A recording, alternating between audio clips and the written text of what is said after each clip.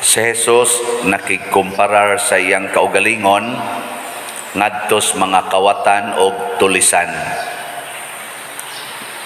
Ang iyang kaugalingon gigamit niya nga example nga siya maoy pultahan sa turil, pasabot agianan padulong sa kaluwasan. Kay kun ang mga karnero naara gyud sa turil dili pasibsibon, mga matay man na sila. Nya sad og naasay mukuha sa karnero pero di mo agis pultahan, kawatan pud na ihawon ra pud ng karnero.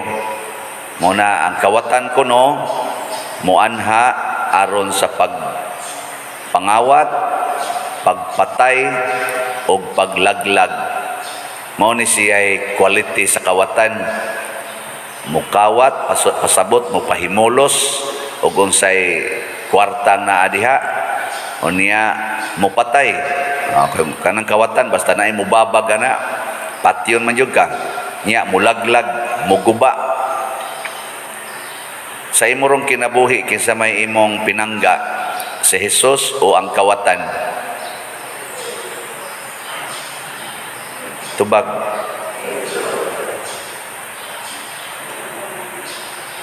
Karon bitaw makita ginako ang usahay ba kaning mga kawatan kay kana lagi either mangawat, magpahimo sa kwarta or mupatay o mulaglag. Example, tanawa kuno kung sa nahitabo sa hinatag sa Ginoo kanang buhok lang ba? Unsa man gialimahan o gipatay na? Inyong mga buhok ba? Gipatay no? Di na, wa naman, di naman na natural. Nya ikaduha, gipangwartahan mo, mahal kay nagbayad. Ana, nya gilaglag mo nang magkahila ng inyong mga buhok, di na gyud tarong ba? Kaya nga naman, chemicals naman. Karon sad sa atong mga pagkaon, daghan kaayong naghatag na tog pagkaon nga kanabang makapatay nya mura tag ikawatas atubangan kay bayad tag maayo unya human malaglag ta. Mao nang daghan na kaayong cancer, daghan na kaayo mga kidney failures tungod sa mga chemicals nga gipamutang des pagkaon.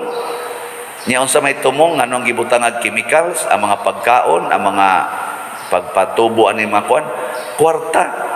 Mao man ay kinaiyas kawatan, kwarta gyud, kwarta. Kamo, unsa may inyong gimahal? Si Jesus o ang kwarta? Dili mo makig-away sa inyong silingan tungod sa kwarta? Mayo. Tungod anang yuta, tungod anang mga sweldo, di mo manggiyaw-yaw. Na, so good na. Tungod anang mga utang, way nagkinihaay na. Kwarta. Mo ni kaning atong elections karon dinhis Pilipinas, di na gina nato ikalimod ang way kwarta maglisod gyud daog ug mudaog man portigyong lisura. Muna ang kasagarang nanaga nato karon sa politika, labi nagdagko-dagko ang posisyon, mga kwartahan, mga dagko kayo nga mga negosyante or mga dagko nga mga politicians nga nakatigom nagdaghan kaayong kwarta. Muna maglisod yung bangon ang Pilipinas basta kanunay gisalig sa kwarta. Muna ingos Jesus, ako mao ang maayong magbalantay, ang di mo agi nako kawatan. Nya karon ra ba ang pamaagis kalibutan murag yung kawatan. Unsa man ang kawatan? Di mo agis gate, mo ambak sa mukatkat sa koral. Gusto ba ka ng automatic? Gusto ba nga di mo agi sa process? Pareha lang anak karong premarital sex. Kana ba mga batanon nga mga dalagag ulitaong naguyab-uyab, di naman ganahan magpakasal, tinukhangay man ritso. Di ba? Nay mga anak, pero way mga bana. Oh, na siya nakalisod gahapon Mother's Day man to atong gi-celebrate. Daghan kay mga mothers nga way bana. Uyab ra, katipon ra, kabit ra. Mga anak. Ay basta lang makaanak. Diretso ba? Nya diretsoon sa dilag. Di kanus amo na ang babae di na makaanak, usually gid ba? Kanus ana? Kung atog yung natural gid nga kanabang di na manganak ang babae ba unsa mang idara nga kuan 50 ha 50 70 mga 50 inaana daghan na kay karon nga wa pa kabot og 50 di na manganak 20 pa lang gani gilaygit man gilaygit kanabang gusto na to ba nga dali bitaw magunatas Ginoo di ta moagi mao sa kuna ato mga naong gusto ka nga mo puti tawag ang Ginoo nga paputian ni akong naong uy hudhiran man din anang mga chemicals imnan man din mga chemicals mao sad ang atong mga gender karon ang mga laki gustong mobalhin ngadto sa babae gustong mahimong female ang male di magagad sa Ginoo ana magpa-transplant sa ilang genital organs or kung dili man muak na gyud nga murag babae padagkuon ang ilang dughan pinaagig chemicals mga laktod ba nya gastog dagko kaayo kwarta gihapon ang palihokon ambot kaming mga pare makalaktod ba kami kolekta nga di mo misa usahay maka igo sa ni usahay pero kasagaran na misa gito sa amin misa o sa una kolekta ang ato nga muagi tas Ginoo ako bitaw sige makog ingon nga ato ning paspasag palit atong slot ha kay aron kana ganing makatukod dayon ta diri sa atong kumbinto mao ni akong ingon pero ako nakita nga naagid siya kaugalingon niyang face bank dili kay siya paspas amo na karon atong halin 4,030 slots na hinahinay lang diba hinahinay lang ba pero sige yung increase yung Ginoo be patient wa talag kanus ana mahurot napa may uy wa na day wa na dili na 50,000 atong nahibilin 49,970 na o di ni os na pakpak ya punta unya sa dog pakusgon is Ginoo pariha atong kapilinya kusog ka estanan duha ra ka buwan kuha dayon nato ang target nato iya sa nang pagbuot di lang sa tana mo question moabot ni 5 ka tuig na kung siging baligya o na ni mohurot basig mamatay na lang mo di gyud mo kapalit ako mobiya ra man sa ko diri ingon dayon na bishop ay naman tong imong gi kuan dito imong gi sa tawag na kanang groundbreaking o man lagi ni barok way ni palit og slot bishop oy siya niya ang sa may dangatan na ng imong parokyano hurot-hurot yun nagka-impyerno nga daw ang estanan di man mo palit pero may noon kay daghan sad mong namalit mao na siya ang gustos Ginoo kada bang mag-agad ta siyang kabubuton nasay uban moingon dayon nga gusto jud kong manganak father gusto jud kong makaanak nya wa man kay uyab siya pa anak ilang ko moingon sa pare kana ra di ay o nang kami usahay mahimo sad ming amahan nga dili bana father me nga dili na spiritual kay mailad sad mi anang manglaktod sad ba nya iapil-apil mi ganahan biasa mi mo apil panagsa nasay uban nga di gyud ka anak magpa-injection anang sa tawag ana kanang vitro fertilization process kanang anha sa test tube i-fertilize niya ang fertilized na nga sa tawag ana ubong i-inject dito sa butang sa tiyang taguangkan sa babay tos matres aron mo tubo siya mahimong bata. Murabag ang di ka anak atong paanakon, ang kusog mga anak ato sa putlon, mga buangon kay tas tanan. Buangon. Mauna ingos Kristo, mga kawatan mo naglaglag, nagpatay. Si San Pedro diri sa unang pagbasa gisaway tungod kay ni violate siya sa kanang gitawag nila standard na kinahanglan gyud ang limpyo nga tao nga laki kanarang tinuli muna ang dili mga Hudiyo di man magpatuli. Hugaw na, hugaw. Ningo San Pedro, mao man sad ako hunahuna, pero gipakita mas Ginoo nga ang hugaw nga atong gitan-aw nga hugaw iya manggitagaan sa Espiritu Santo parihara sa paghatag nato kinsa man ko nga mosupak sa Espiritu Santo, kinsa man ko nga mosupak sa Ginoo. Pasabot do na sa ang Ginoo na sa panahon manglaktod ang Ginoo kanang gitawag nato bag milagro. Milagro ba nga ang tao nga di kalakaw usa lang kahikap lakaw dayon. Milagro na iya sa nang pagbuot basta muagi lagi niya, nindot yun na basta muagi niya.